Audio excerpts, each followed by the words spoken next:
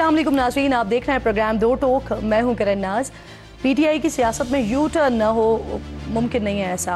खान साहब अपने ही कहे से पीछे ना हटें, ऐसा भी नहीं हो सकता। हुकूमत के साथ मुज़ाकरात से इनकार और कमीशन बनाने की शर्त रखने वाली पाकिस्तान तहरीक इंसाफ एक बार फिर अपने मौक़िफ़ में तब्दीली लाती हुई दिखाई दे रही है। इमरान खान ने जेल में मुलाकात की अपने लोगों से और इस मुलाकात के बाद पीटीआई के सेक्रेटरी जनरल सलमान अकरम राजा ने आज प्रेस कॉन्फ्रेंस की और कहा कि खान साहब ने मुतालबा रख दिया है सामने कि मुज़ाकराती कमेटी से उनकी फ़ौरी मुलाकात करवाई जाए। अगर ये मुलाकात नहीं करवाई गई तो फिर चौथी नशस्त नहीं होगी। हालांकि कल तक यही तहरीक इंसाफ कह रही थी कि अगर कमीशन नहीं बनाया तो फिर चौथी नशस्त नहीं होगी। अब चौथी नशस्त कमीशन के ना बनने पर नहीं होगी या खान साहब से मुलाकात पर, इसका फैसला तो ऑब्वियसली आने वाला वक्त ही करेगा। लेकिन आज खान साहब से क़यादत की मुलाकात में एक और बड़ी तब्दीली का फैसला भी हुआ है। खान साहब ने खैबर पख्तूनख्वा में पार्टी की सदारत वज़ीर आला अली अमीन गंडापुर से लेकर जुनैद अकबर को दे दी है। गुज़िश्ता रोज़ ही जुनैद अकबर को चेयरमैन पब्लिक अकाउंट्स कमेटी मुंतखब करवाया गया था। पीटीआई जो किसी भी मामले पर हुकूमत से इत्तेफाक नहीं करती, मुल्क में महंगाई का मसला हो, मुश्किलात का मसला हो, ज़िम्मेदार हुकूमत को ही ठहराती है। अपनी तनख्वाहों के मामले पर हुकूमत के साथ हम नेवाला और हम प्याला है। इस वक्त कौमी असम्बली की फ़ाइनेंस कमेटी ने MNAs की तनख्वाहों में 100% से ज़ायद इजाफे की तजवीज़ वज़ीर आज़म को भेजी है। इसी तमाम तर सूरत हाल पर बात करने के लिए आज मेरे मोअज़्ज़ज़ मेहमानों में ख्वाजा मोहम्मद आसिफ साहब वज़ीर दिफ़ा हैं, वफाक़ी वज़ीर हैं, ज्वाइन करेंगे। इसके साथ साथ अगले सेगमेंट में शेख वकास अकरम साहब सेक्रेटरी इत्तलात पाकिस्तान तहरीक इंसाफ मुझे ज्वाइन करेंगे। सबसे पहले ख्वाजा मोहम्मद आसिफ साहब को खुशामदीद कहते हैं। अस्सलाम वालेकुम सर। बहुत बहुत शुक्रिया जी। अस्सलाम वालेकुम। वालेकुम अस्सलाम। ख्वाजा साहब सबसे पहले तो आपके वक्त की बेहद शुक्रगुजार हूँ। अब सर ये फरमाइए कि इमरान खान मुज़ाकरात के खात्मे का ऐलान करते हैं, उसके बाद फिर हुकूमत से ये मुतालबा करते हैं कि मुलाकात करवाई जाए उनकी मुज़ाकराती टीम से, और अगर मुलाकात हो जाती है तो फिर चौथी नशस्त हो सकती है। तो खान साहब कैसे सर हुकूमत की तरफ लौटे, या फिर जहां वो सिग्नल भेज रहे थे वहां सिग्नल रिसीव नहीं हुए तो उनको लगा कि फिर हुकूमत के पास ही आना चाहिए वापस? नहीं, आज क्या लेटेस्ट तो यही है कि उन्होंने फिर इनकार कर दिया। सलमान अकरम राय साहब ने कहा जी कि हमने मुज़ाकरात नहीं करने, हम ख़त्म कर रहे हैं मुज़ाकरात जो है। मुझे तो यही कह रहे हैं कि मुलाकात करवा दें पहले। मुलाकात कह रहे हैं अगर मुलाकात हो जाती है जी मुज़ाकराती टीम से सर। ये मुझे थोड़ी देर पहले किसी और चैनल ने लिया था और उन्होंने मुझे कहा था कि उन्होंने मुज़ाकरात जो है ना ख़त्म करने का अनाउंसमेंट कर दी है बानी पीटीआई ने। अगर जो आप बता रही हैं वो दुरुस्त है तो ये तो एक नॉन सीरियस किस्म की है, और मेरा जो मौक़िफ़ डे वन से रहा है वही सच साबित हो रहा है कि इन मुज़ाकरात का कोई रिज़ल्ट नहीं निकलना, क्योंकि पीटीआई इसके साथ सिंसियर नहीं है। ये सारा दो नंबरी है, नथिंग एल्स। टाइम का ज़िया है।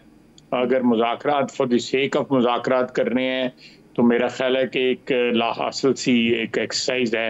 अगर मुज़ाकरात किसी नतीजे पर पहुंचने के लिए करने हैं, चाहे वो जल्द हो जाए या बदेर हो जाए, उससे कोई फ़र्क नहीं पड़ता। लेकिन कम से कम पार्टीज़ जो मुज़ाकरात की होती हैं, फरीक जो होते हैं, उनकी कमिटमेंट जो है ना वो बड़ी, उसमें ट्रांसपेरेंसी होनी चाहिए और बड़ी क्लैरिटी होनी चाहिए। ये इन एंड आउट जो इस किस्म का एटीट्यूड जो अपनाया हुआ है बानी पीटीआई ने, उनकी पार्टी ने, जो लोग करने आते हैं मुज़ाकरात उनके पल्ले ही कुछ नहीं है, वो उसको वापस जाते हैं, उनसे मिलते हैं। हमारे लोग जो है एम्पावर्ड हैं, बिल्कुल एम्पावर्ड हैं। वो अगर एम्पावर्ड ना होते तो ये हमारे बार बार जो है लोग खुद ही प्रेस कॉन्फ्रेंस करते हैं, खुद ही जो है वो उसके मुज़ाकरात की जो स्ट्रेटजी है वो तय करते हैं। तो एक एम्पावर्ड डेलीगेशन होनी चाहिए। अगर ये इस तरह का सिलसिला चलना है तो मैं समझता हूँ कि ये कोई एक्सरसाइज इन फ्यूटिलिटी है ना, नथिंग एल्स। तो ख्वाजा साहब जैसे कि हुकूमत के लोग भी और ख़ास तौर पे मुज़ाकराती कमेटी के लोग कहते रहे कि अगर मुलाकात की बात हुई है तो मुलाकात करवा देनी चाहिए। अब जबकि ये स्टेटमेंट सामने आ रहा है कि 28 से पहले मुज़ाकराती टीम से मुलाकात करवाई जाए, पीटीआई की मुज़ाकराती टीम से, तो क्या कहते हैं सर, 28 से पहले मुलाकात करवा दी जाएगी? करवा दें, मेरा ख्याल है इत्माम हुज्जत के लिए करवा देनी चाहिए, ताकि वो ये ना कहते कि जी मैंने तो इजाज़त देनी थी लेकिन आपने मेरी मुलाकात नहीं कराई, ये भी वो कह सकते हैं। खालिद साहब, आपने बड़ी इंपॉर्टेंट बात की थी। आपने कहा था कि वज़ीर आला केपी के मान चुके हैं कि 9 मई में उनके लोग जो हैं वो गुमराह हो गए थे और अली अमीन गंडापुर के बयान के बाद जुडिशल कमीशन की ज़रूरत नहीं रहती। तो खालिद साहब, अली अमीन ने ये कहाँ एतराफ़ किया है सर, और किसके सामने किया है? ये बाकायदा आप सोशल मीडिया पे देखें, उनकी वीडियो मौजूद है जिसमें उन्होंने कहा है कि हमारे कुछ लोग जो थे वो गुमराह हो गए थे। मैं ढूंढ के आपको भिजवा देता हूँ, लेट मी फाइंड आउट। सही, गालिबन आप उस इंटरव्यू की बात कर रहे हैं? नहीं, मैंने तो क्लिप देखा हुआ है, किसी इंटरव्यू का है या किसी प्रेस कॉन्फ्रेंस का है या कोई और उन्होंने बयान दिया हुआ है, लेकिन जो क्लिप है मैं आपको भिजवा दूँ। I'll find out and trace it, मैं भिजवा दूंगा आपको।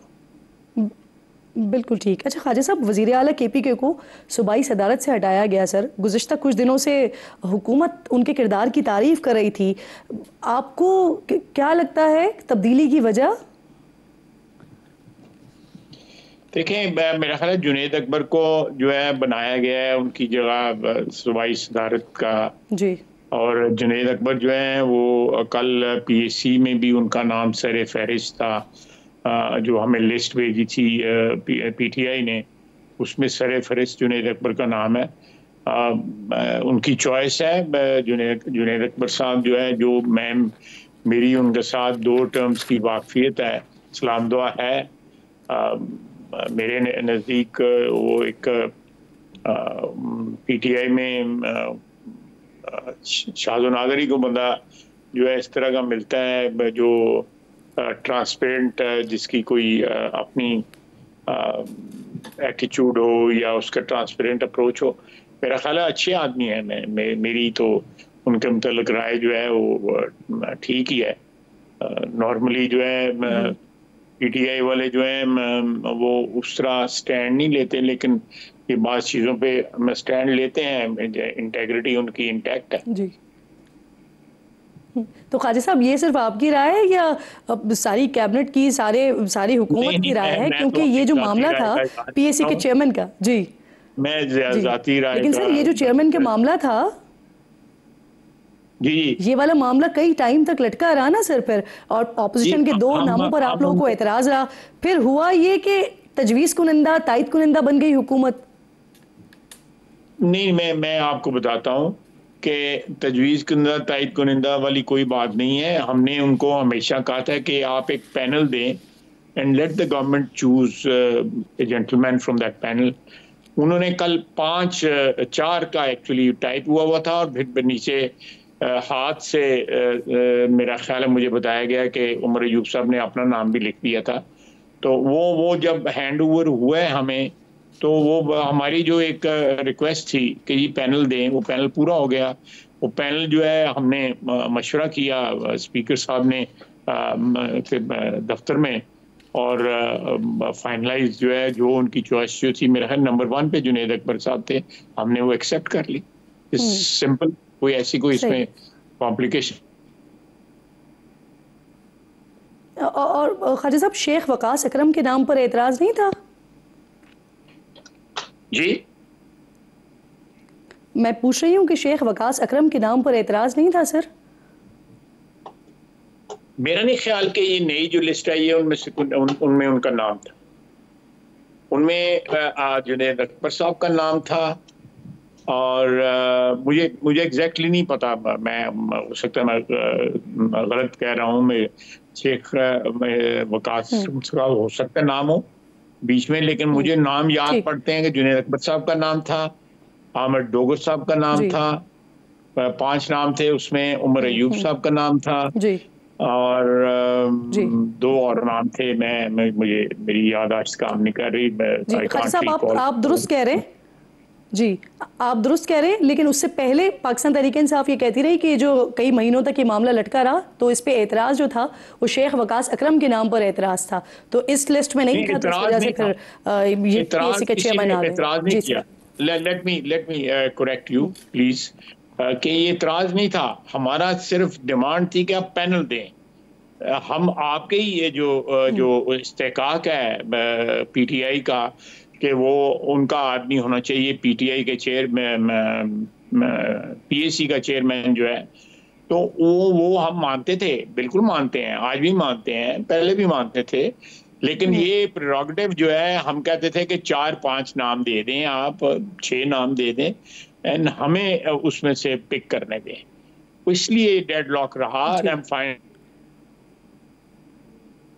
सही सही, यानी पाकिस्तान तहरीक-ए-इंसाफ ने पैनल नहीं दिया, क्योंकि आप लोग पैनल की डिमांड कर रहे थे बार बार, और पैनल जब आ गया तो फिर उसके बाद ये मामला जो है वो फाइनलाइज हो गया।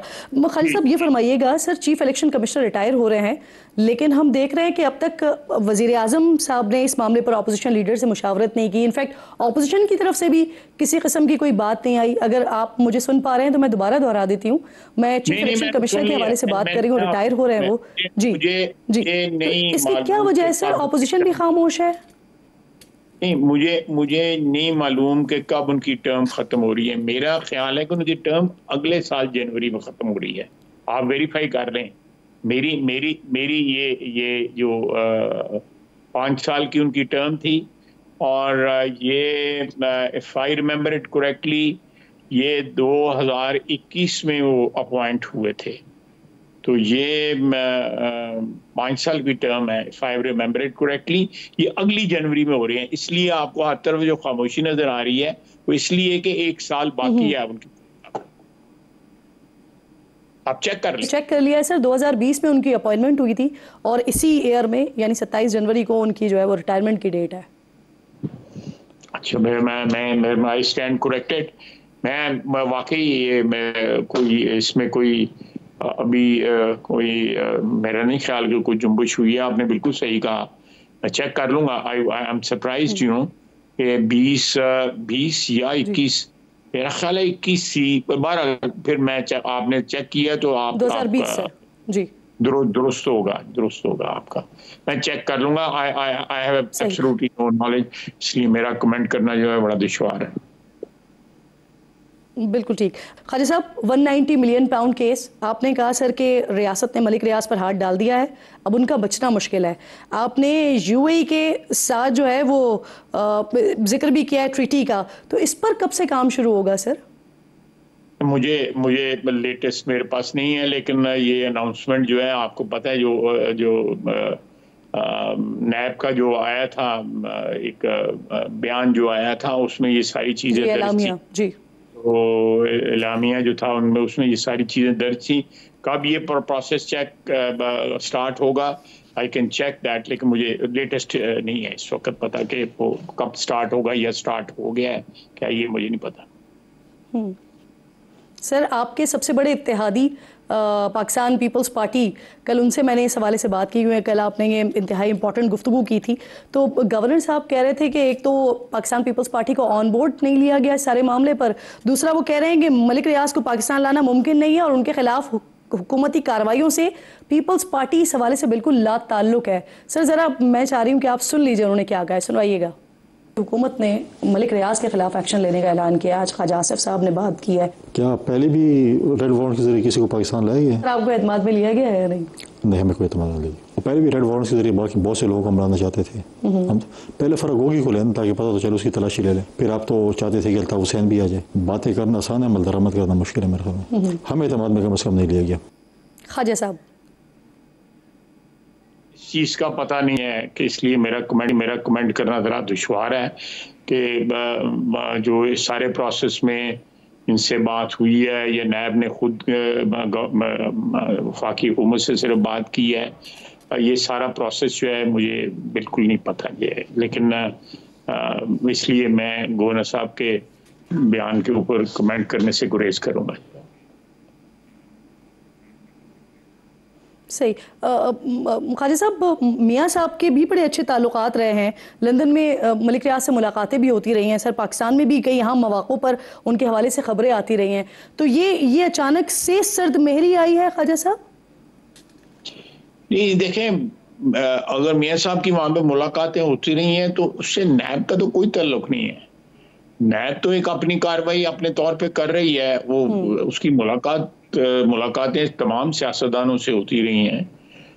ऐसी कोई उसमें कोई ऐसी बात, ये दो चीज़ों को मैं नहीं समझता कि इसमें कोई कनेक्शन है। नैब एक इंडिपेंडेंट अदारा है, लोगों के खिलाफ अगर वो मूव करता है जहाँ भी वो मुनासिब समझते हैं, तो अगर उसकी किसी से मुलाकात होती रही है तो वो तो उस असरअंदाज नहीं हो सकता नैब की कार्रवाई के ऊपर। वो जो मुलाकात का आप जिक्र कर रही हैं, मेरे से मुलाकात होती रही है या अल्फ से होती है या बे से होती है, तो that doesn't matter. NAB is moving in a very independent manner. जो भी उनके पास मवाद है, 190 मिलियन वाला जो सिलसिला है, जो या कोई और उनके पास जो मवाद है, जो भी उनके पास मटेरियल है, उससे वो मूव कर रहे हैं। किस किस के साथ मुलाकात होती रही है, किन के साथ उनकी सलाम दुआ थी, that is absolutely immaterial, you know. कोई उस पे उसका और इससे कोई ताल्लुक नहीं बनता।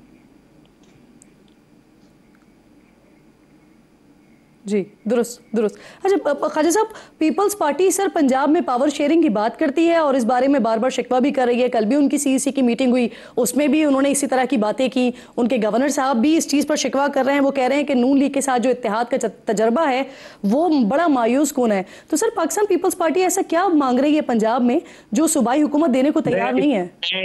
मैं इसमें शामिल नहीं हूँ इस सारे प्रोसेस के अंदर। हमारी पार्टी में कुछ जो ज़ुअमा हैं, हमारे कुछ लीडर जो हैं, वो दूसरी पार्टियों के साथ बात करते हैं। खुसूसन मैं पीपल्स पार्टी की बात करता हूँ। मेरे पीपल्स पार्टी के साथ बड़े खुशगवार ताल्लुकात हैं, दोस्ती हैं, भाईचारा है, बहुत अच्छे ताल्लुकात हैं।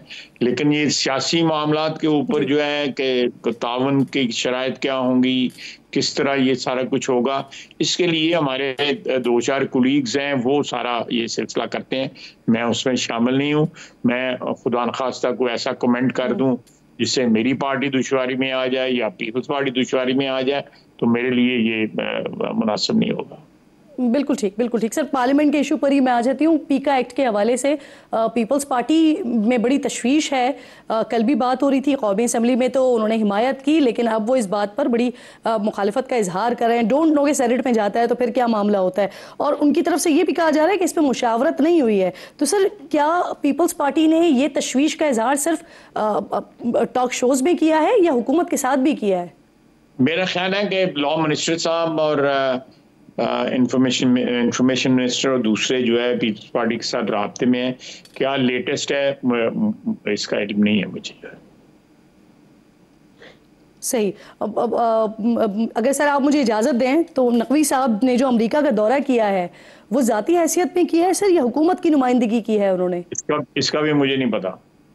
मैं बस I am sorry, you know, आप जो बात सवाल पूछ रही हैं जिनकी I am not a very inquisitive person. मैं सवाल भी नहीं ज़्यादा पूछता, इसलिए मैं कोई ज़्यादा इन्फॉर्म्ड आदमी नहीं हूँ। आई एम सॉरी कि मैं आपको ये इन्फॉर्मेशन नहीं प्रोवाइड कर पा रहा। बिल्कुल ऐसी कोई बात नहीं। सर ये फरमाइएगा, पीटीआई ने 26वीं आईनी तरमीम सुप्रीम कोर्ट में चैलेंज कर दी है, तो क्या ख्वाजा साहब समझते हैं आप कि वहाँ से कोई सख्त फैसला आने का इम्कान है या अब ऐसा होना मुमकिन नहीं है? देखें, पीटीआई ने अगर चैलेंज की है तो उनका हक है, उसको कोई डिनाई नहीं कर सकता। जब ये मामला जो है ये इसका सिलसिला शुरू होगा, कोई इसकी प्रोसीडिंग शुरू होंगी तो गवर्नमेंट अपना स्टैंड लेगी उसके ऊपर। मेरे ख्याल के मुताबिक जो है ये पार्लियामेंट का हक है आइन में तरमीम करने का, और वो हक पार्लियामेंट ने एक्सरसाइज किया है। उसमें कहाँ तक मुदाखलत हो सकती है इसकी जुडिशरी की, कहाँ तक वो इंक्रोच कर सकते हैं हमारी टेरिटरी पे कानूनी या आईनी तौर पे, ये तो अब जब सिलसिला स्टार्ट होगा तो वकला के जो दलाइल जो है उनसे ही पता लगेगा। मैं उसको प्रीएम्प्ट नहीं करना चाहता कह के कि कल सकता है मैं ना कोर्ट हो जाऊं कोर्ट में कि जी इसने फलां वक्त ये कहा था। सही। ख्वाजा साहब हमें बहुत अच्छे से अंदाज़ा है, आपका वक्त बेहद कीमती है। आखिर में सर ये मुझे फरमाइएगा कि इंडियन मीडिया जो है वो मुसलसल ये वावेला कर रहा है कि खुफिया इदारे के सरबराह ने ढाका का दौरा किया है और जो बांग्लादेशी सरकारी मीडिया है वो उसकी तरदीद कर रहा है। तो क्या आने वाले दिनों में सर इस तरह की कोई हाई लेवल मीटिंग्स हो सकती हैं और भारत की परेशानी बता रही है कि हम हो रहे हैं बांग्लादेश के। मेरा ख्याल है कि ये मुनासिब नहीं है कि मैं अपने किसी आला फौजी अफसर को या इंटेलिजेंस ऑफिसर्स को के दौरों के ऊपर जो है ना टेलीविजन पे कमेंट करूं। एक तो ये दौरे जो है ना ये इनका एक अपनी सेंक्टिटी होती है, इनका दुरुस्त खुफिया रहना या इसका अंडर कवर रहना जो है वही सारा जो है चीज़ होती है। इसलिए मेरा नहीं ख्याल कि हमें, अगर इंडिया कह रहा है कहता रहे, लेकिन उसको तरदीद करना या उसकी तईद करना जो है मेरा बनता नहीं है। मैं आई think that this will be way out of my jurisdiction और आउट ऑफ माई एम्बिट। मेरे इंतहाई मोअज़्ज़ज़ मेहमान साथ मौजूद थे ख्वाजा मोहम्मद आसिफ साहब। हम गुफ्तगू कर रहे थे, गुफ्तगू को आगे बढ़ाते हुए शेख वकास अकरम साहब ज्वाइन कर रहे हैं, तर्जुमान हैं पाकिस्तान तहरीक इंसाफ के, सेक्रेटरी इत्तलात हैं। बहुत शुक्रिया वकास साहब। सबसे पहले सर ये फरमाइए कि आपने हुकूमत से मुज़ाकरात ख़त्म करने की बात की कि जुडिशल कमीशन नहीं बन रहा तो आप मुज़ाकरात नहीं करते। सलमान अकरम राजा साहब कहते हैं कि हुकूमत 28 जनवरी से पहले खान साहब से मुलाकात करवाए, उसके बाद देखेंगे। यानी अगर हुकूमत आप लोगों की मुलाकात करवा देती है तो ये जो मुज़ाकरात में तात्तुल आया है ये दोबारा से बहाल हो सकते हैं। सलमान अकरम राजा साहब इसके बारे में बेहतर बता सकते हैं, क्योंकि वो अभी खान साहब से मुलाकात करके निकले हैं। जो हमारे पास खान साहब के आखिरी अहकाम थे वो यही थे कि इट इज ओवर। मैं वर्बेटम आपको अल्फाज बताना चाहता हूँ, ओवर। और उसके बाद चेयरमैन ने भी कह दिया इट्स ओवर, एंड देन मैंने भी उस शाम प्रेस कॉन्फ्रेंस करके ऑफिशियली कन्वे कर दिया था ये नहीं हो। अब अगर कुछ और दोस्त आके मिले हैं, उन्होंने खान साहब से को बात की है, बट दे सेड कि मुज़ाकराती टीम को आप पहले मिलवा दो। सो इफ इट हैपेंस तो देखें फिर खान साहब के ज़हन में क्या है, वो तो मुलाकात के बाद ही पता चलेगा। यानी वकास साहब इसका मतलब तो ये हुआ ना कि अगर हुकूमत 28 जनवरी से पहले मुलाकात करवा देती है खान साहब से आप लोगों की जो मुज़ाकराती कमेटी है उसकी, तो फिर मुज़ाकरात का अमल दोबारा से शुरू हो सकता है। क्योंकि जब आप लोग मुज़ाकरात ख़त्म कर रहे थे तो उस वक्त खान साहब ने फिर से इस्टेब्लिशमेंट से मुज़ाकरात का इशारा दिया था। तो क्या वजह बनी कि दोबारा अब आप सोच रहे हैं कि फिर हुकूमत के साथ ही मुज़ाकरात कर लिए जाए अगर मुलाकात हो जाती है तो? देखिए, खान साहब ने जब पहले कमेटी बनाई थी ना 26 के कत्ताल के बाद, तो उस वक्त खान साहब ने एक बात बड़ी वाज़ेह कर दी थी कि मैं ये कमेटी बना के एक विंडो ऑफ अपॉर्चुनिटी क्रिएट कर रहा हूँ for all concern waters which include government and establishment. ठीक है जी, तो उसमें जो भी हमसे बात करना चाहता है, अगर गवर्नमेंट एस्टैब्लिशमेंट का फेस मान के बात करे, वी हैव नो इश्यूज। कोई भी गल करे, मीनिंगफुल डायलॉग होना चाहिए। जो हमारे डिमांड्स पे डिलीवर कर सकता है, हमें तो उसके साथ बैठे में तो कोई तकलीफ नहीं। सो इससे कोई मैटर नहीं करता। खान साहब ने अभी कल दोबारा कहा कि अगर बात होगी तो किसी जाती नहीं होगी एस्टैब्लिशमेंट से भी, मुल्की मफाद का एजेंडा होगा, रूल ऑफ लॉ का, डेमोक्रेसी का, ह्यूमन राइट्स का एजेंडा। यानी मुज़ाकरात का दरवाज़ा जो है वो दोबारा खुल सकता है। इस पर भी मैं आपसे बात करूंगी साथ साथ, क्योंकि केपीके में कुछ उखाड़ पिछाड़ भी हो रही है, कुछ नई जिम्मेदारियां भी दी जा रही हैं। आलिया हमजा साहिबा को भी जिम्मेदारियां दी जा रही हैं, पर जुनैद अकबर को भी सदारत भी दी गई है, यहाँ पे PACC का चेयरमैन भी बना दिया गया है। तो इस पर भी मैं आपसे बात करूँगी। वकास साहब साथ ही मौजूद रहिएगा। एक छोटा सा ब्रेक मैंने लेना है नाज़रीन, ब्रेक के बाद दोबारा मिलते हैं।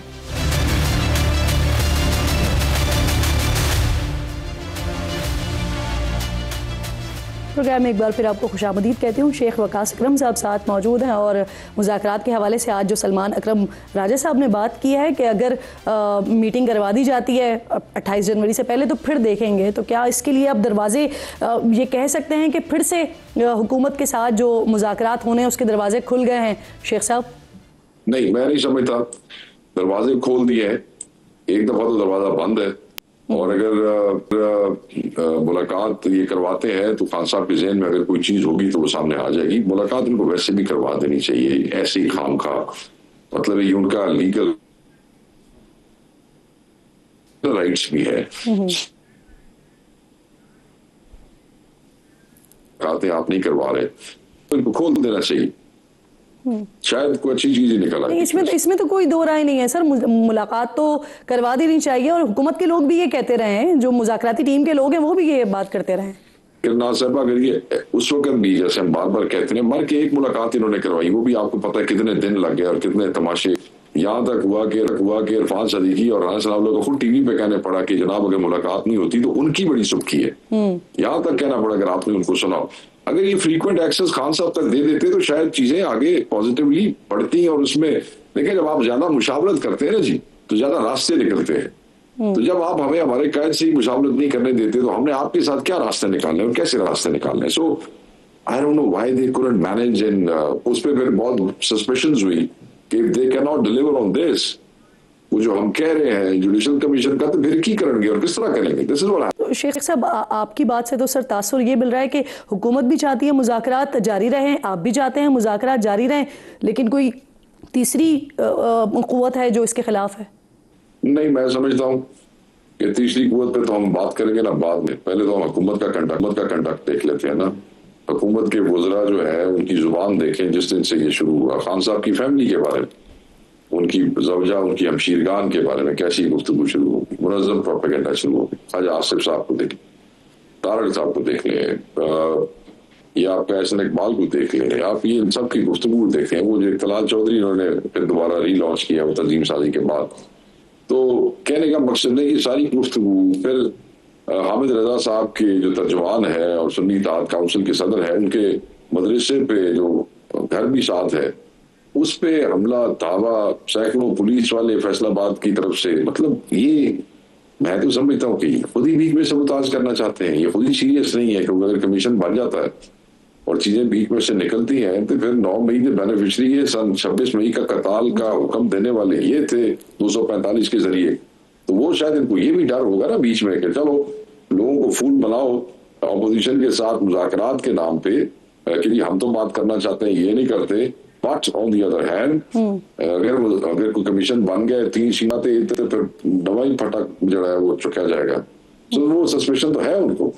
सही। तो सर वैसे आप लोग जो है काफ़ी टाइम से कोशिश कर रहे थे ग्रैंड अलायंस की, और फिर मुलाकातें भी हो रही हैं। इस बार जो आप लोग की तरफ से दावत गई वो मौलाना साहब को भी गई, तो क्या आप इसे कंफर्म कर सकते हैं कि कोई बैठक वगैरह भी तय हो गई है क्या मौलाना साहब के साथ?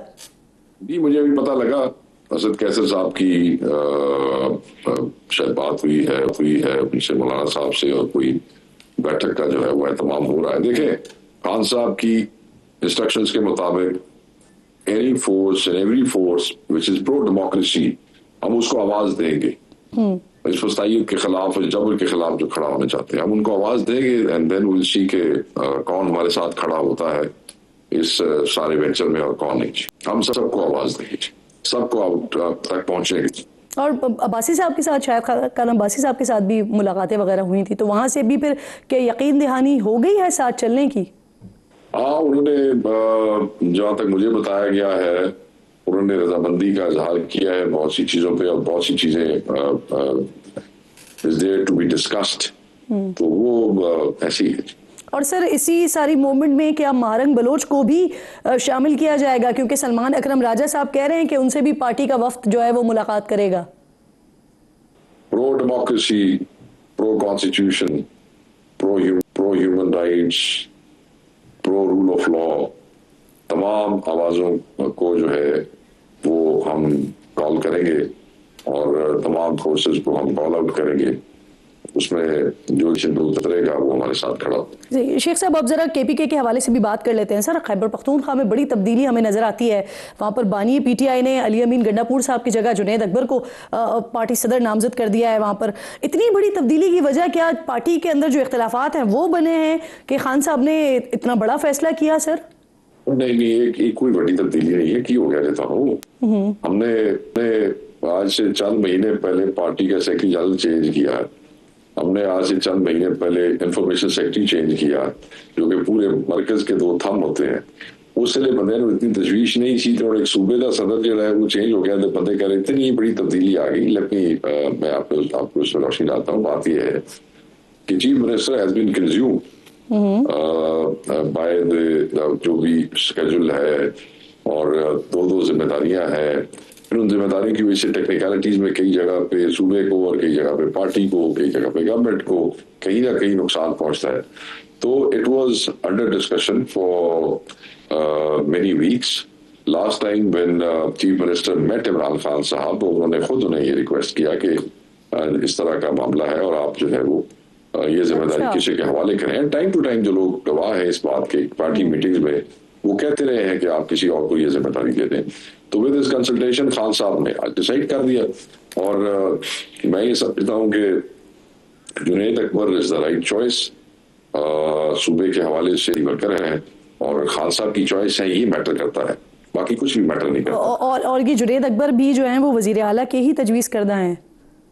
नहीं, जुनैद अकबर इमरान खान साहब के जो है खान साहब ने आज सुबह मेरी बात हुई, वहाँ पे जो दोस्त मौजूद थे, शिबली साहब से मेरी बात हुई है। खान साहब ने वहाँ 3 लोगों के नाम मांगे, वहीं पे बैठे हुए, और वहाँ 2-3 जो दोस्त थे उन्होंने फौरी नाम दिए और खान साहब ने उनमें से जो है तजवीज़ कर लिया। मीरापुर साहब तो खान साहब को ये रिक्वेस्ट करते रहे बड़े अच्छे से। अच्छा सर, यहाँ पर पार्टी सदारत KPK में और दूसरी तरफ PACC के चेयरमैन भी जुनैद अकबर साहब, और यहाँ पर काफ़ी अरसे से आपके नाम के हवाले से बात होती रही, PTI काफ़ी अरसे से आपका नाम लेती रही, तो सर रुकावटें कहाँ थी? और फिर कुछ बता सकते हैं कि ये फिर आपका नाम हटा के 8-9 महीने की ये लगातार कोशिश जारी रही और फिर उसके बाद आपका नाम हटाकर उनको जगह दी गई, इसकी क्या वजह? देखिए मेरी बहन, बात ये है किरण नाज साहिबा, हुआ ये कि जब मेरा नाम आया तो ये हुआ कि हुकूमत को सांप सूंघ गया था। हुकूमत जो है वो एक खौफ में मुब्तला हो गई थी और पिछले 8-9 महीने में इमरान खान साहब की डायरेक्शन पे इन्होंने हमें 3 खत लिखे, हमने उन खत का खान साहब की मुशावरत से 3 दफा जवाब दिया। ये पैनल मांग रहे थे, हमने इन्हें कहा भी हमने शहबाज शरीफ को भी बना दिया था, हमने उसके बाद राना तनवीर को भी बना दिया था, हमने तो आप लोगों से कोई पैनल नहीं मांगा था, तो आप ये जो है वो खच्चे क्यों मार रहे हैं बैठ के, आप इस किस्म की बातें क्यों करते हैं? तो उस पे आई डोंट नो, बिकॉज उनको मेरी तबीयत का भी अंदाजा है और मेरा जो कमेटीज के हवाले से ट्रैक रिकॉर्ड है वो सारी दुनिया को पता है, तो वो बड़े घबराए रहे और 9 महीने उन्होंने सिर्फ मेरी जात की वजह से इस कमेटी को डिले किए रखा। अब हालात कुछ ऐसे हैं कि बहुत से मेरे पे इंफॉर्मेशन विंग की भी जिम्मेदारी है, 2 जिम्मेदारियां और हैं। मैं केसेस 26 के मेरे पे बहुत ज्यादा उन्होंने कर दिए हैं, अदालती मामलात हैं, फिर मैं इंफॉर्मेशन को बिल्कुल नहीं इग्नोर कर सकता। तो उस पर फिर हमने ये देखा कि अगर हम जिद करते रहे, और खान साहब क्योंकि डटे खड़े थे इस बात पे कि नहीं यही होगा, पहला भी यही होगा, दूसरा तीसरा चौथा, ये खत में लिखा हुआ है, जो खत खान साहब की डायरेक्शन में हमने लिखा उसमें लिख के भेजा कि 4 ही नॉमिनेशन वकास किए। तो फिर मैंने कहा ये तो इनको बहाना मिल जाएगा, उधर से पीपल्स पार्टी वाले अपने तमाशे करके खड़े थे कि हमें देते हैं, उधर से मौलाना वाले कह रहे थे। तो मैंने फिर जब ये रिकमेंडेशन अब गई है इनके आखिरी खत पे, जो आखिरी राब्ता हुआ चीफ विप पे, तो उन्होंने मेरा नाम डाल दिया पैनल में। जी आपको याद होगा जब सुबह खत आया 10 बजे, तो मैंने कह के स्पीकर को भी और अपने चीफ विप को भी मैंने कहा मेरा नाम विड्रॉ करें आप, क्योंकि सिर्फ मेरे नाम की वजह से ये आपको इतना डिले कर रहे हैं, आप इस प्रोसेस को खराब ना करें, ये PTI का हक है, ये PTI को मिलना चाहिए। Individual doesn't matter, Waqas Sikkim doesn't matter, Junaid doesn't matter, anybody doesn't, ये PTI मैटर्स। तो हम कोई इस पार्टी में कोई चीज, हम तो अपोजिशन में हमारे खा रहे हैं, चेयरमैन की पूछ लगे ना लगे डजंट मैटर। बात यह है चेयरमैन भी हो तो फिर भी हुकूमत की तरफों जनाब डांगा चल रहे हो, ये तो गल तो अपोजिशन की है ना जी। सो मैंने अपना नाम सुबह विड्रॉ करवाया, लेटर नया निकलवाया, अगर आप देखें तो 2 लेटर निकले, सुबह के लेटर मेरा नाम था, then I tweeted about it, I spoke to the speaker office, I spoke to my chief whip, मैंने कहा लो मेरा नाम भाई, मैं नहीं हूँ कैंडिडेट, इसलिए कि सिर्फ मेरे नाम की वजह से ये आपको और खजल करेंगे 6 महीने। फिर ऐसे ही हुआ, मेरा नाम निकला, जुनैद भाई के नाम पे कंसेंसस हुआ, हुकूमत को भी सिर्फ मेरी जात की तकलीफ सी, उन्होंने ऐसे हंगामी इजलास बुलाया और जो काम 8-9 महीने में नहीं हो सकता वो उन्होंने 2 घंटे में कर दिया। Junaid Akbar is the right choice, बड़ा ठीक है, बुनियादी वर्कर है पार्टी का, और सबसे बड़ी बात मैटर ये करती है कि PTI का हक था और PTI के पास वापस चला गया। This is how it happened.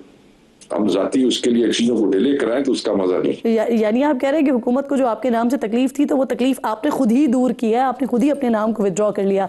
बिल्कुल ठीक। सर मुझे ये भी फरमाइएगा, पंजाब में क्या हो रहा है? आलिया हमजा साहिबा को कुछ गालिबन नई जिम्मेदारियां मिलने जा रही हैं, इस बारे में बताइएगा, क्योंकि हमाद अजहर साहब काफ़ी अरसे से ये कह रहे हैं कि जिन लोगों को खान साहब तक एक्सेस है, जो जा सकते हैं, जो बात कर सकते हैं, उनको जिम्मेदारियाँ मिलनी चाहिए।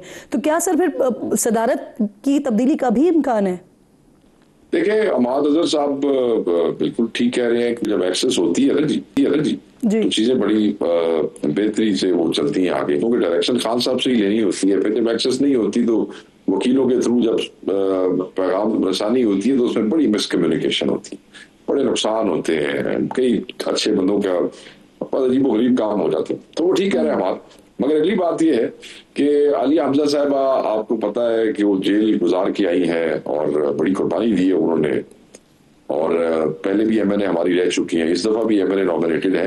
तो जो मुझे मैसेज मिला है उसके मुताबिक जो तंजीम 9 के हवाले से उन्हें देखने का कहा गया है, कोई जिम्मेदारी तंजीम 9 के सदारत के हवाले से अभी तक कोई ऐसा मैसेज नहीं आया, मगर तंजीम 9 में पंजाब में और पाकिस्तान में और भी जगहों पे उसको उन्हें कहा गया है कि उसको देखें। अब उसकी शेप क्या होगी, ये ऑब्वियसली जेल से अब कुछ लोग आ रहे हैं, कुछ पहुंच, शाम तो बैठेंगे जब, तो वो चीजें शेप अप होंगी और एग्जैक्ट चीजें आपके सामने आ जाएंगी। शेख साहब जरा शेर अफजल मरवत साहब के हवाले से भी बताइएगा। हम देखते पहले वो जाते हैं खान साहब के केस के लिए, लेकिन खान साहब उनको मिलने से इनकार करते हैं। उसके बाद जब उन्हें शो कॉज होता है तो उसके जवाब में वो कहते हैं कि सलमान अकरम राजा जो है वो पार्टी में तकसीम पैदा कर देंगे। कुछ दिनों पहले वो ये भी कह रहे थे कि अगर उनको पार्टी से निकालने का फैसला हो गया है, खान साहब ने फैसला कर लिया है, तो फिर खान साहब फॉर्मेलिटीज में ना पड़े, निकाल दें। किस तरफ जा रहा है शेर अफजल का मामला? देखिए, उनको शो कॉज दिया गया था, शो कॉज का जवाब आया है, मैंने वो जवाब लिखा है, मेरे पास मौजूद है उसकी कॉपी। उसमें आखिर में उन्होंने लिखा है कि मैं हर तरीके से चीजों को रिजॉल्व करने के लिए तैयार हूँ और आइंदा मैं ऐसा नहीं करूंगा, अपने आप को रिस्ट्रेन करूंगा, इस किस्म की चीजें हैं। मगर उनका जवाब आ गया, पार्टी की जो कमेटी है, जो मुतलका लोग हैं, वो उसको बैठ के देख ले लेंगे। Other than that he is our MNA, I think that should be it. सही सही। शेख साहब, अब जरा ये व्हाइट हाउस में जो तब्दीली हुई ना, इस पर भी थोड़ी सी बात कर लेते हैं, क्योंकि 20 जनवरी से पहले जब ये मुज़ाकरात हो रहे थे तो तब भी एक तासुर बन रहा था कि शायद वहाँ से कोई दबाव आएगा, तो उससे पहले ही कोई जो है वो कोई हिकमत अमली बना ली जाए, आपकी तरफ से भी, हुकूमत की तरफ से भी। अब सर हुआ ये कि वहाँ पर तब्दीलियाँ आ भी गई और वो तकरीब भी हो गई, ओहदा संभाल भी लिया, लेकिन जो कुछ आप लोगों को उम्मीदें थी वो उस तरह से बराई नहीं सर। तो आगे भी उम्मीद है क्या? से उम्मीद थी, उम्मीद है और उम्मीद रहेगी। इंसान से तो उम्मीद लगाना जो है वैसे ही शिर्क है, इंसानों से तो आपको उम्मीद नहीं, रब से उम्मीद लगानी चाहिए। मैं ये समझता हूँ एक रिजीम था, एक एडमिनिस्ट्रेशन थी जिसने पाकिस्तान में रिजीम चेंज को फैसिलिटेट किया। That administration is gone, a new administration is come, और वो जो एडमिनिस्ट्रेशन है वो पाकिस्तान की एज अ स्टेट पार्टनर रही है, टिपिकली आज से नहीं है। उसमें वो हर इदारे के साथ मिलकर काम करते रहे, और हम सिर्फ यही तवक्को करते हैं कि रीजनल पीस के लिए, human rights, democracy, rule of law के हवाले से अच्छी चीजें जो है वो सामने आएंगी इस रिजीम से। हम तो यही तवक्को करते हैं, ये जो अब एडमिनिस्ट्रेशन आई है वहाँ पे। तो लेट्स सी कि फ्रॉम टाइम्स टू कम इसमें क्या चीज जो है सामने से होती है। हमारी तरफ से कोई दरखास्त नहीं की हेल्प की, हमने कोई कॉल आउट नहीं किया कि साड़ी इमदाद करो तो कोई फोन करो, हम तो इसको डिनाई करते रहे पहले दिन से। ये तो हमारे दोस्त ही और दूसरे हमारे सियासी मुखालिफ हैं, वो पहुंच रहे पहले, उन्होंने ज्यादा आगे कीजिए, टेंशन हुई, ज्यादा तो कोई ऐसा इशू नहीं। लेकिन शेख साहब वहाँ पर तो चीज़ें काफ़ी सारी होती रही ना, लॉबिंग तो बहुत सारी होती भी रही। सर मुझे ये फरमाइएगा आखिर में कि बिलावल साहब जा रहे हैं ट्रंप के नाश्ते पर, तहरीक इंसाफ के भी काफ़ी सारे दावे आए थे, 20 लोगों के इनविटेशन के भी दावे आए थे, लेकिन क्या समझते हैं सर, इतने दावों के बावजूद भी उस तरह से अटेंशन गेन नहीं कर पाए, हासिल नहीं कर पाए? देखिए ना, इंटीरियर मिनिस्टर 2 लोगों को वहां पे मिले जाके बड़ी तस्वीरें खिंचने की चाहिए, खिंचवा के जब बाहर आए तो उन्हीं 2 लोगों ने ट्वीट कर दी कि जी फ्री इमरान खान। ठीक है जी, इंडिया का मिनिस्टर जाता है तो वहाँ वो रूबियो जो है, जो उनका स्टेट सेक्रेटरी है, वो उसको लेके आ रहा है, बिठा रहा है, उठा रहा है। यहाँ आप एक जो है वो अटेंडेंट के थ्रू आप आ रहे हैं, बैठ रहे हैं, वो मुझे बताने की जरूरत है कि इनके साथ क्या हुआ। कोई इनका मतलब है जब मुतलका कोई फॉरेन मिनिस्टर वहां पे किसी को उठाया गया, ये इज्जत दी गई, या कोई और बंदा वहां पर कोई भी नहीं थी। बिलावल ने भी अपना उन्होंने मैनेज कर करा के तो पहुंच गया, बह गया, और उत्थे की हुआ है उन्होंने कहना सिर चुके कोई एक बिलावल की तस्वीर रखाओ किसी करता धरता के साथ हो, या कोई ऐसी मीटिंग हो। और इंटीरियर मिनिस्टर जाके बिलावल तो नहीं गए, जो चाइना की हुकूमत के खिलाफ कोई एक ग्रुप बना हुआ था, वो आपने तस्वीरें देखी होगी सोशल मीडिया पे, बड़ा वो वायरल है, जो चाइना के खिलाफ। हम यहाँ चाइना के साथ हमारे क्या मामला और ताल्लुकात हैं, और आप पाकिस्तान के इंटीरियर मिनिस्टर हैं और आप वहां जा रहे हैं एक ऐसे ग्रुप की गेट टुगेदर में जिसका मेन मकसद है चाइनीज हुकूमत को गिराना, लाओ तस्वीर है जी। ये मतलब सोशल मीडिया पर चीजें चल रही हैं, मैंने भी वही से उसको गैदर किया है, कहने का ये मकसद है, पूरी सी नादा दिखाते ही पूरी सी, और किस तरह कन्वे करें इनको कि आप अपनी फसाइयत बंद करें और आप ह्यूमन राइट्स की सही सही। बहुत बहुत शुक्रिया शेख वकास अकरम साहब, प्रोग्राम में साथ मौजूद थे, अहम गुफ्तगू कर रहे थे। प्रोग्राम के आखिर में नाज़रीन ज़रा थोड़ी सी बात कर लेते हैं ना कि दूरियां सिमट रही हैं, मोहब्बत वापस लौट रही है। दुश्मन ने जो नफ़रत का एक बीज बोया था ना, उस फसल को अब कीड़ा पड़ चुका है। जो नई फसल है वो बहार की उम्मीद लेकर आई है। पाकिस्तान और बांग्लादेश अब करीब आ रहे हैं। 4 माह पहले अगस्त में बांग्लादेश की साबिक वज़ीर आज़म शेख हसीना वाजिद की हुकूमत के ख़ात्मे के बाद दोनों ममालिक के दरमियान न सिर्फ सियासी, सिफारती बल्कि कारोबारी और सकाफ़ती तबादलों के फासले भी बड़ी तेज़ी के साथ कम हो रहे हैं। और बांग्लादेश की आवाम भी अब शेख हसीना और इंडिया का जो गठजोड़ जो कि पाकिस्तान की नफ़रत की सियासत को प्रमोट कर रहा था, उसे यकसर मुस्तरद कर रहे हैं। पाकिस्तान और बांग्लादेश की बढ़ती हुई नज़दीकियाँ इंडिया के पेट में मरोड़े भी बढ़ा रही हैं, जिसका अंदाज़ इंडियन मीडिया की पाक बंगला ताल्लुकात पर शाये होने वाली ख्याली और झूठी खबरों और मोदी सरकार के टेंशन भरे बयानात से बखूबी लगाया जा सकता है। जलन, हसद, खौफ, परेशानी, ये तमाम अल्फाज भी शायद इंडियन मीडिया की जो मौजूदा सूरत हाल है ना, उसको बयान करने के लिए बड़े छोटे से पड़ जाते हैं। लेकिन यहाँ मज़े की जो बात है कि जब इंडियन मीडिया ने पाकिस्तानी सिक्योरिटी इदारे के सरबराह के बांग्लादेश के दौरे का दावा किया, जिसकी बांग्लादेश की सरकारी मीडिया ने तरदीद कर दी। इस्लामाबाद और ढाका के करीब होने के साथ ही ढाका और नई दिल्ली के ताल्लुकात में तनाव बढ़ता जा रहा है, जिस पर इंडियन हुकूमत भी काफ़ी परेशान नज़र आ रही है। कल पाकिस्तान और बांग्लादेश से मुताल्लिक सवाल पर इंडियन वजारत ख़ारजा के तर्जुमान ने कहा कि ऐसी सरगर्मियाँ जिसका ताल्लुक इंडिया की कौमी सलामती से हो, जिस तरह के कदम उठाते हैं वो उठाएंगे। अब इसी बात को ज़रा आगे देखिए कि पाकिस्तान को खित्ते और दुनिया में तनहा करने की जो साजिशें इंडिया ने की और नरेंद्र मोदी ने जो नापाक मंसूबे पाकिस्तान के ख़िलाफ़ बनाए, वो सारे के सारे नाकाम होते देखे और पाकिस्तान को मजबूत होता देखकर हमारा जो पड़ोसी है वो तिलमिला रहा है। शेख हसीना को सियासी पनाह देकर नई दिल्ली के साथ ताल्लुकात ढाका के साथ भी ख़राब से ख़राब तर होते जा रहे हैं। और ये मुजीबुर रहमान और शेख हसीना ही तो थे जिन्होंने पाकिस्तान और बांग्लादेश में झूठी दूरियां बनाने के लिए खुद साख्ता साजिशें बनी। हालिया तारीख की बात करते हैं तो फिर यहाँ शेख हसीना के 15 साला दौरे हुकूमत में पाकिस्तान और बांग्लादेश के ताल्लुकात में सर्द महरी पाई जाती थी, जिसकी वजह मुबस्सिरीन शेख हसीना का इंडिया की तरफ झुकाव करार देते हैं। दोनों ममालिक के दरमियान 2018 से फ़ज़ाई राब्ते भी मुनक़ता हैं। 2 दहाइयों से दोनों ममालिक के सेक्रेटरी ख़ारजा की सतह पर मुश्तरका ग्रुप भी काम नहीं कर रहा था, लेकिन शेख हसीना वाजिद का तख्ता उल्टा और उलटते ही नफ़रतों और मुनक़ता सिलसिले फिर से जुड़ने लगे हैं। नफ़रत का जो बीज शेख हसीना वाजिद और शेख मुजीबुर रहमान ने बोया था, उसे ख़ुद बांग्लादेशी अवाम निकाल कर बाहर फेंक रहे हैं। अवामी लीग की हुकूमत के ख़ात्मे के 3 माह बाद ही नवंबर में बांग्लादेश और पाकिस्तान का तिजारती राब्ता कई दहाइयों बाद बहाल हुआ है। कराची से रवाना होने वाला पाकिस्तान का माल बरदार जहाज़ 15 नवंबर को चिटागोंग बंदरगाह पहुंचा। सिर्फ यही नहीं, 12 सालों के बाद 35 रुकनी पाकिस्तानी तिजारती वफ़द 13 जनवरी को बांग्लादेश गया, जहां मुश्तरका बिजनेस काउंसिल के क़याम के लिए बांग्लादेश और पाकिस्तान के दरमियान मुफाहमत की याददाश्त पर दस्तखत हुए हैं।